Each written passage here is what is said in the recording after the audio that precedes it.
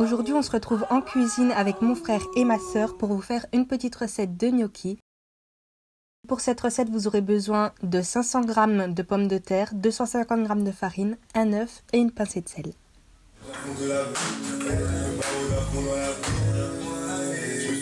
Pour commencer, on commence par éplucher les pommes de terre qu'on va ensuite faire cuire. Donc nous dans un ultra cuiseur à la vapeur avec de l'eau.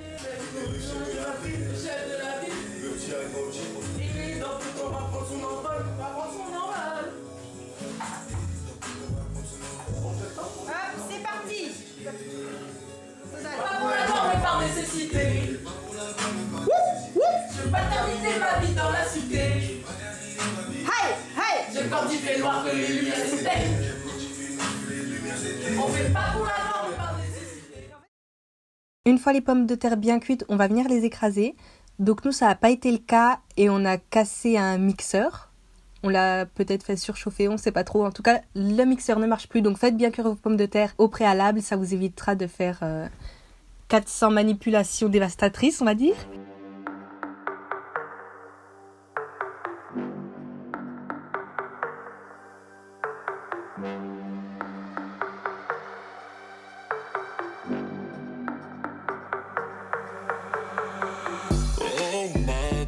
Une fois les pommes de terre écrasées, on va venir casser un œuf dans les pommes de terre et bien mélanger le tout.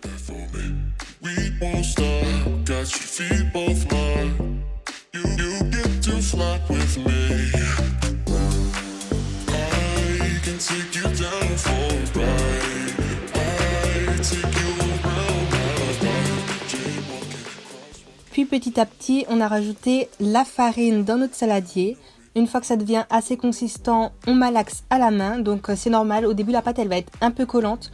Donc ce qu'on fait, c'est qu'on se met de la farine sur les mains pour en quelque sorte canaliser la pâte. Ça sert à rien d'en mettre de trop parce que la pâte elle va toujours absorber et réabsorber votre farine.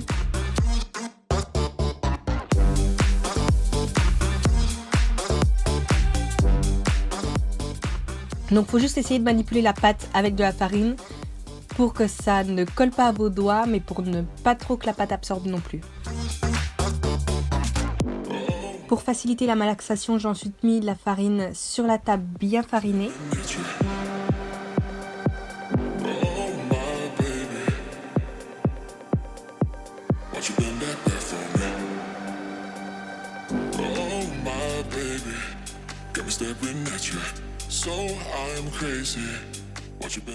Et j'essaye petit à petit d'en obtenir une boule assez homogène.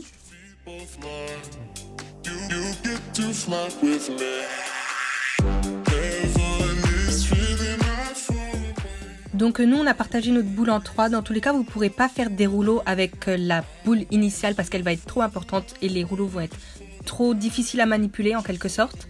Donc séparez votre boule en plus petites boules, refaites des petites boules et ensuite roulez ces boules sur la table farinée pour en sortir des rouleaux d'environ 1,5 cm de diamètre. Bon après de toute façon ça se fait à l'œil mais c'est pour vous donner juste un ordre de grandeur.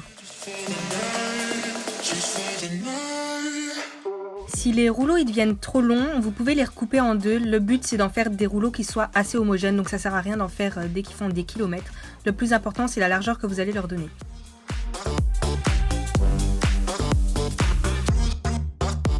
Une fois les rouleaux faits, on s'est servi d'une fourchette pour donner la forme à nos gnocchis. Donc en réalité, si vous les faites en cubes, ça ne changera rien. Ils auront toujours le même goût, c'est juste pour la forme. Donc on sert d'une fourchette pour monter nos gnocchis. On fait en quelque sorte une pression sur la pâte pour essayer de l'écraser. Mais pas trop non plus parce que, bon, là il y a Mel qui est en train d'en faire, je ne sais pas trop quoi, des trous. Et ma soeur qui en fait un pliage, mais c'est pas le but en fait, il faut juste faire une petite pression sur le gnocchi pour lui donner une forme élancée et ensuite vous le repliez en deux à peu près.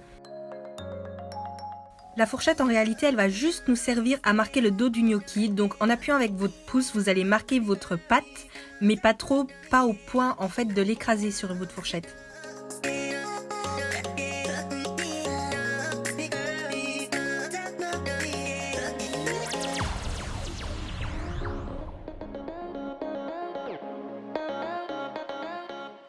Suite à ça, je vais préparer 2 récipients d'eau, dont un où je vais porter l'eau à ébullition et l'autre où je vais laisser l'eau froide.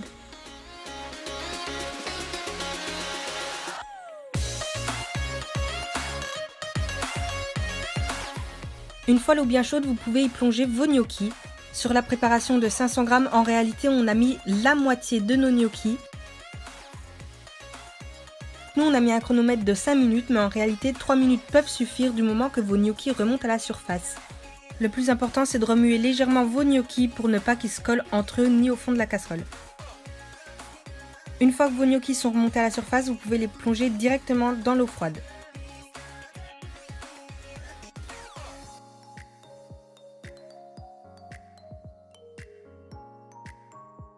Suite à ça, j'ai préparé une poêle avec du beurre et une poêle avec de l'huile. Donc en réalité, la vraie cuisson des gnocchis, une fois qu'ils sont chauffés dans de l'eau bouillante et refroidis dans l'eau froide, c'est dans du beurre. Mais moi, c'est vrai que j'avais déjà testé la recette et j'avais préféré les faire cuire directement dans de l'huile. C'est pour ça d'ailleurs que j'en ai fait cuire que la moitié. Pour l'autre moitié, une fois que mes gnocchis sont préparés, je vais les faire revenir directement dans de l'huile. Et c'est vrai que ça va venir me donner des gnocchis à texture de pomme dauphine, contrairement aux gnocchis classiques qui ont plus une texture caoutchouteuse.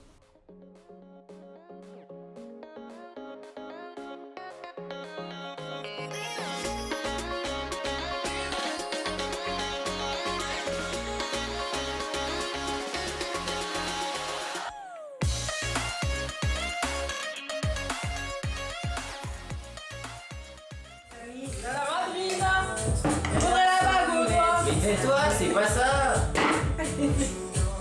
Waouh. Voilà.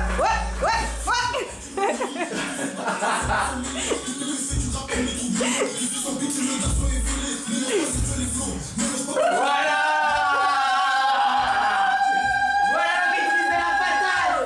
La maîtrise de la patate, elle est là. Donc voilà, j'espère que cette vidéo vous aura plu et qu'elle vous resservira par la suite. Et si jamais vous testez la recette, n'hésitez pas à m'envoyer vos photos de gnocchis, ça me fera super plaisir.